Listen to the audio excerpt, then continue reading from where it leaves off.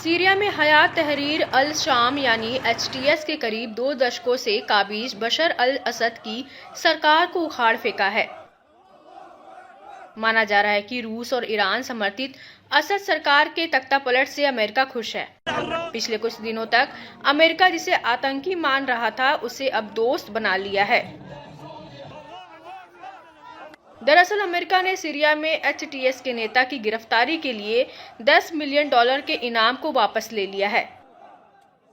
बता दें कि साल 2018 में अमेरिका ने अबू मोहम्मद अल जुलानी को आतंकवादी घोषित किया था। दावा किया जा रहा है कि असद सरकार से लड़ने वाले इन विद्रोहियों को तुर्की और अमेरिका ने मदद की है। विद्रोही संगठन के सत्ता संभालने के बाद से ही अमेरिका अहमद अल शरा को मोस्ट वांटेड की लिस्ट से निकालने पर विचार कर रहा था। अमेरिकी सहायक विदेश मंत्री बारबरा लीफ ने इसका ऐलान किया। यह घोषणा ऐसे वक्त पर की गई है जब एक अमेरिकी प्रतिनिधिमंडल ने HTS अधिकारियों से मिलने के लिए सीरिया की राजधानी का दौरा किया। दावा है कि इसमें HTS नेता अहमद अल शरा भी शामिल थे। बताया जाता है कि असद को सत्ता से हटाए जाने के बाद से यह अमेरिका राजनयिकों की सीरिया की पहली यात्रा थी।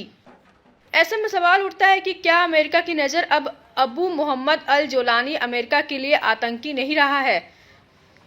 बारबरा लीफ ने बैठक के बाद कहा कि हमें उम्मीद है कि यह संगठन अमेरिका के लिए कोई खतरा पैदा नहीं करेगा। इस दौरान लीफ ने जोलानी को एक व्यवहारिक नेता बताया।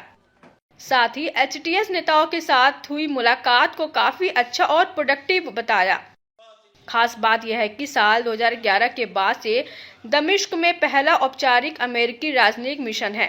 मालूम हो कि पिछले हफ्ते ही अमेरिका ने कहा था कि वह सीरिया की नई सरकार को मान्यता देने के लिए तैयार है, लेकिन पहले कुछ शर्तें पूरी होनी चाहिए।